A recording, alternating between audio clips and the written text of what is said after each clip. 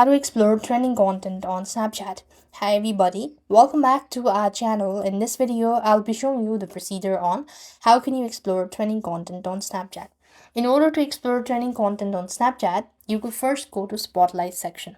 So for that, you want to launch open the Snapchat application, log in, click on this arrow icon at the bottom right hand side corner. And next, what here you need to do is actually you simply want to from there you could just swipe up and down to scroll through the content or trending content button at the top of the finding trending contents as well.